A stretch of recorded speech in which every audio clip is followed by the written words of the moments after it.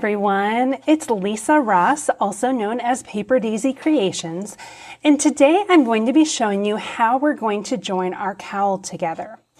So at this point, you've worked about 19 inches of fabric, working this super cozy textured stitch with an I-cord along one side and the slip stitch edging on this other side. You need to measure the I-cord edging to be sure that you have at least 19 inches. Now this is going to become the neckline of your cowl. So if you'd like to have a looser fit around your neck, you can make it looser. I made it 19 inches so that it will stretch to go over your head, but it will still create nice cozy warmth around your neck. Now, at this point, you should have just finished working a wrong side row where you were working your knits and purls all the way across, and your working yarn is ready to begin a right side row. So what I'm going to do is I'm going to be knitting all the way across. I'm even going to knit the first 2 stitches of that I-cord, and I'm going to slip that last stitch of the I-cord. And then I'll show you how we're going to join the cowl together. All right, to begin, I'm going to knit all the way across to the very last stitch. Okay, I'm coming up to these last 3 stitches, which I have been slipping. But to work this pattern, you're actually going to knit those first 2 stitches, and you're going to slip that last stitch with the yarn and back. Now, at this point, we're going to be connecting these stitches to these stitches right here, the held stitches from our provisional cast on, and this will complete our neckline right here. Now, in order to do this, I'm going to put these stitches onto the other end of this needle. So we have our working yarn right here by our I-cord, and I have my other needle over by my slip stitch edge. This is where I'm going to be sliding all of the stitches that I had previously used. So I'm going to show you how we do this. Now, I demonstrated to you how to work 2 different types of provisional cast-ons. If you worked the super easy provisional cast on where you just knit a row in scrap yarn and then keep working, be sure to watch the video on how to pick up those stitches. If you worked Judy's Magic Cast On and you cast onto scrap yarn, you can just put those stitches back on the needle, and I'll show you how we do that. And if you worked the Judy's Magic Cast on interchangeable needles, at this point I can just put this onto a needle. So what I'm doing here, I'm keeping my stopper on this side with the I-cord edge, and I'm putting my needle onto the side with the slip stitch edge. Now, if you just used scrap yarn, it's not a big deal. You can just do this. You can leave those on the scrap yarn and attach them to the new needle just the way that I'm showing you. These are just already on a needle. Okay, so to slip these stitches correctly, I have my right side facing up. I have the slip stitch edge right here. And I'm going to be placing the stitches tip to tip from needle to needle from the slip stitch edge onto the working needle with the slip stitch edge. So you have to be sure that your work is facing right side up all the way across, and you are not using the stitches along the I-cord side. You're using the slip stitch edges right side facing up the entire time, and I'm going to slip the provisional cast on stitches onto my working needle, but this is not the side that has the working yarn attached. That's over here by the I-cord. So keep the right sides facing up. Tip to tip, I'm going to transfer these stitches onto this needle, right side up, along the slip stitch edge. And because it's easier for me to slip with my right hand, I'm just turning my work, but make sure that you are slipping those stitches just as I instructed, that the right side will be facing up and you're using the stitches slipped along the slip stitch edge. Once you've slipped the first one or two, if you want to turn your work around, just make sure you keep slipping them the same way. I'm slipping purlwise, so those stitches go right onto this needle.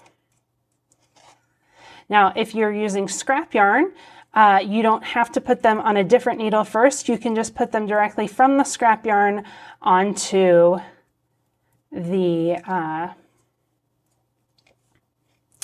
working needle.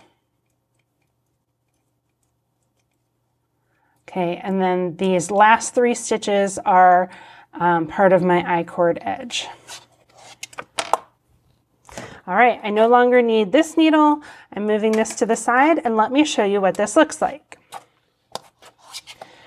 Okay, I have joined, or I'm sorry, I have not joined it, but I have slipped all of the provisional cast-on stitches onto my working needle, though the working yarn is attached to the opposite side.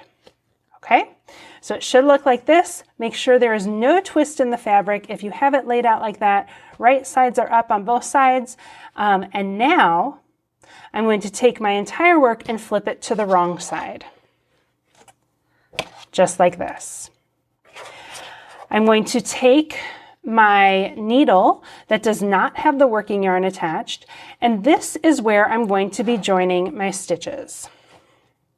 So here's how I do that.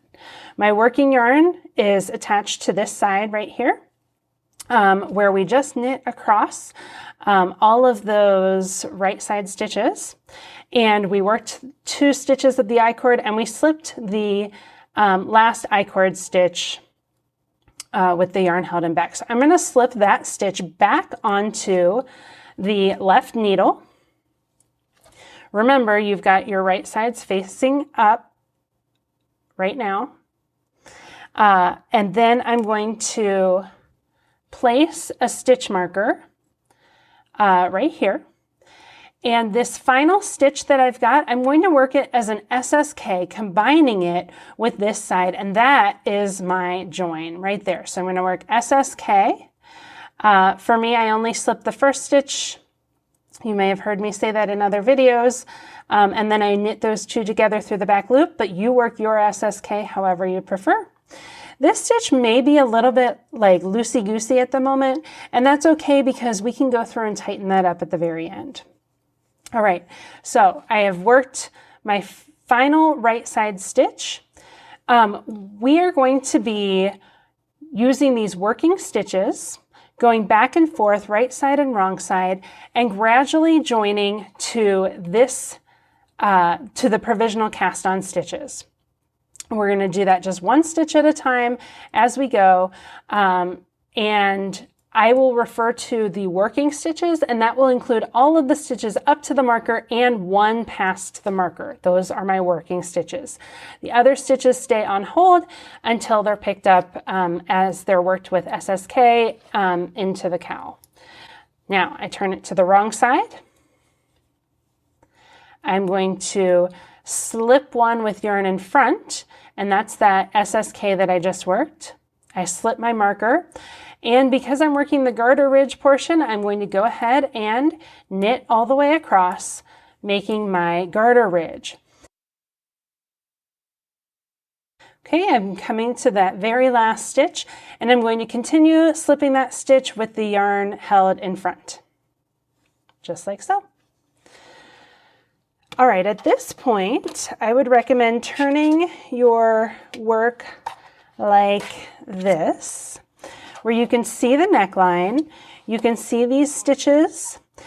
Again, we're going to be working this row back and forth. So it's the same working stitches that we've been using. They will include 1 stitch past the marker, which will gradually be joined to the provisional cast-on stitches. So I'm going back and forth this way, and you'll see the cowl begin to take shape. It's really exciting. It's easy construction once you've mastered this step that we've done right here. I'll go ahead and work the next row just so you can see what that's like. So I'm working those textured stitches. This time I'm doing my knit purl across. So I begin with knit, purl, knit, purl, all the way across to the marker. All right, I'm all the way up to that marker. I finished my last purl stitch, and now I'm going to slip the marker, and I'm going to work an SSK, combining my final working stitch with one stitch from the other, from the provisional cast on stitches. There we go.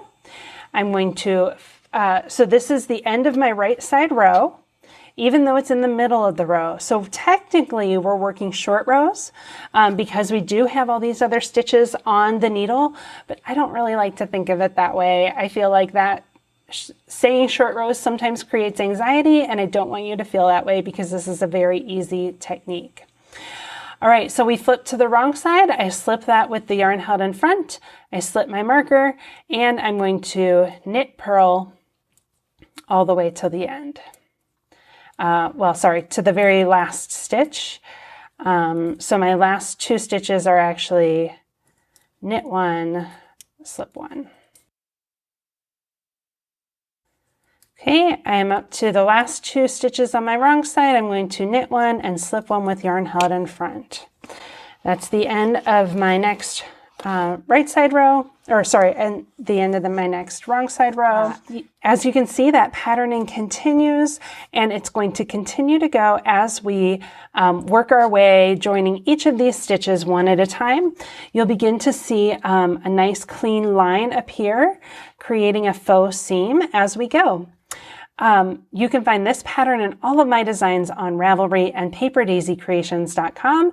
And as always, I wish you very happy knitting.